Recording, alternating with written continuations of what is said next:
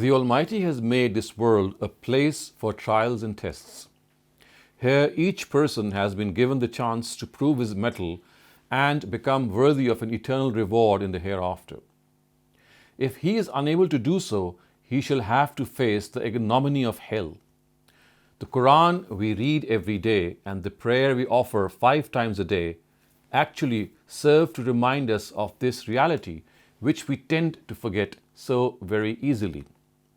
But this does not mean that one should not get involved in worldly affairs. In fact, a person should use whatever talents he has been blessed with for the betterment of the society he lives in. He should try to correctly assess himself and choose a life which best suits his talents and abilities. A person who contributes towards building a society is actually fulfilling his duty not only towards his Creator, but also towards his fellow human beings. The only thing he must remain mindful of in his struggles in the affairs of this world is that whatever or whenever he has to make a decision in life and there exists a clash between interests of this world and the next, then he should always give priority to the hereafter. Islam is not a religion of hermits and recluses.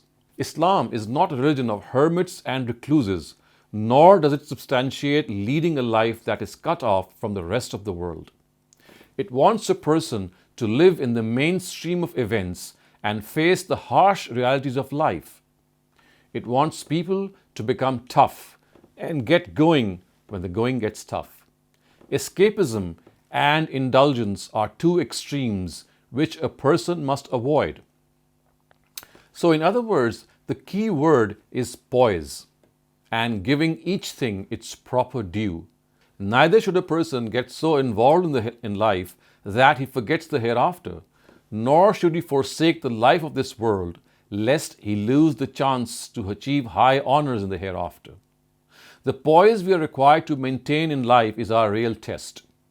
The circumstances each one of us is put through may vary, but the trial each one of us is put through is the same.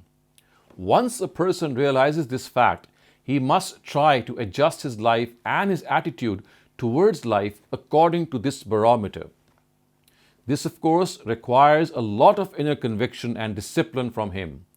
A tall order it may be, but once a person sets out in this direction, he is sure to experience that his solitary soul is not solitary after all. He would then live close to his Creator and experience the joys of the world to come in this very world.